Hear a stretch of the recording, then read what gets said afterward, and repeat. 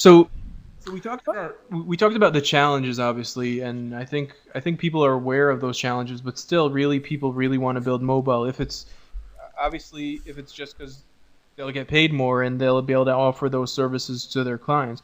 So obviously, every one of you are going to speak, and some of you are going to talk about how you personally work with mobile and how do you actually boil down to getting it rolling.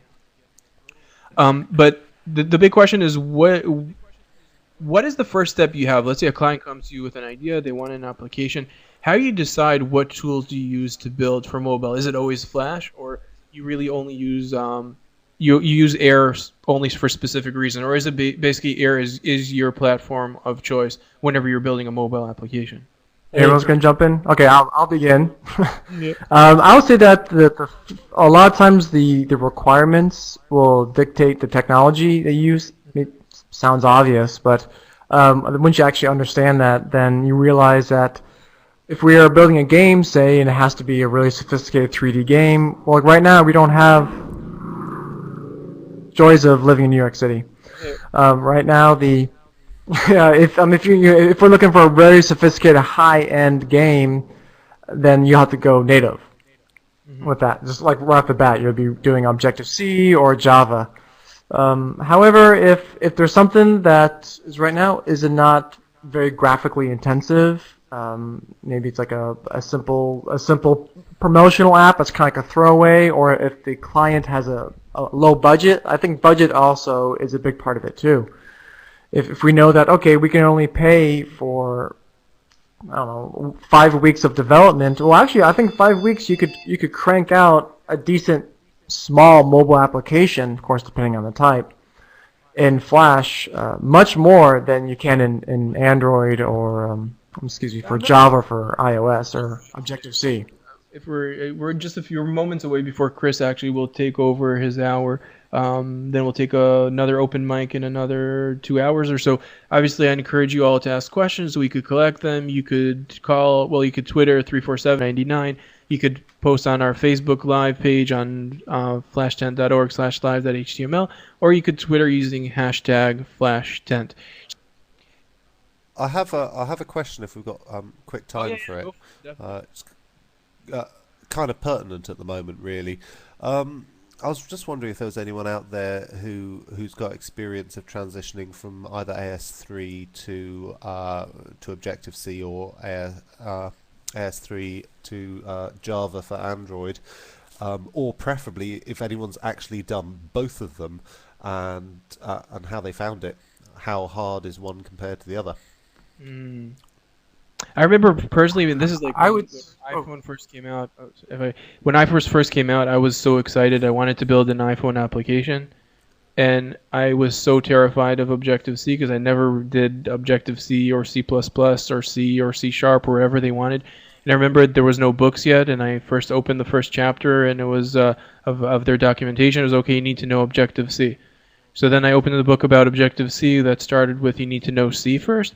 And that's when I kind of gave up on building mobile until Air came into the picture. So that's my answer to that question.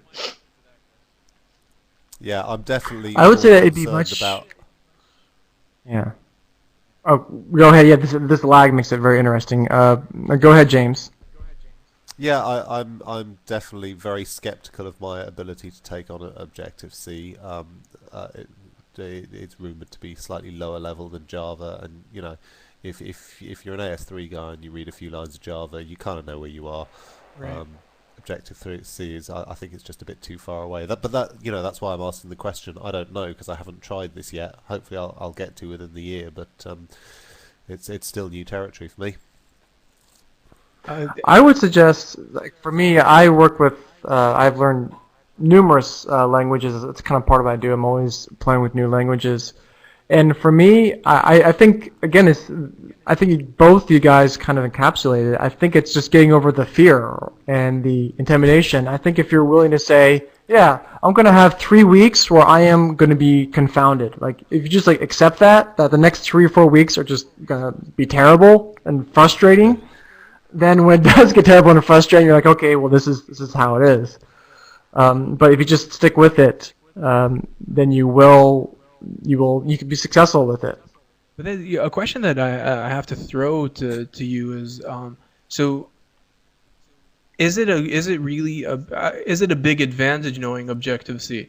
Is it a big advantage versus just building it in Air? Like, why do I need to know Objective-C?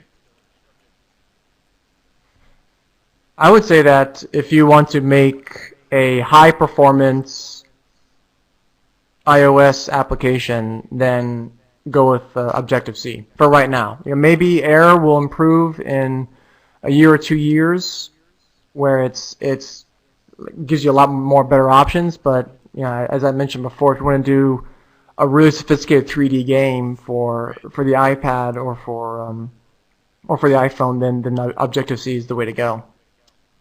Unfortunately, that is very true. So, really, I remember. I think for me, one of the well, this is speaking about Air. Air, I never really, when it was a desktop application, I couldn't stand it. Air would always be like, especially when I would have my Adobe Flash Player 5, and they decided that they're going to use Air for the help panels, and you would press help, and then it would have to update files to actually view the files. It would be a complete nightmare.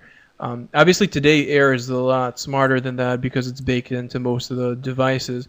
How does it actually work with the iPhone? Does the user actually know that there's an Air application, or is it all baked and the user has no idea that they're actually running through an Air application?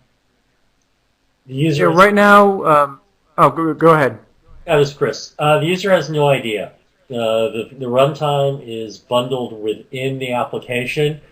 So the negative is your application is going to have a significant file size bloat. So that, say, 1 megabyte Swift that you have is going to get almost 15 additional megabytes of the runtime tacked on. So that is a real issue and concern. So with that, back to the earlier topic about learning technologies. What I can say is if you're a confident AS3 developer, Java won't be as scary. You'll probably adapt over to the Java space a lot sooner. There is, or on the iOS side, a couple different alternatives rather than going pure Objective-C. There is a book by Danny Goodman focusing on iOS development, but speaking toward the JavaScript programmer. So there is enough, JavaScript is a kissing cousin to ActionScript.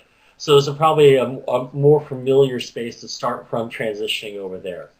There's also another technology which I use called Titanium Accelerator, which is all JavaScript based, which will compile down into native elements. So depending on what you're trying to do, it might be the perfect middle ground. You're not going to do a high performance 3D game in it, but you can certainly get better performance, in my opinion, than you can with Air on iOS.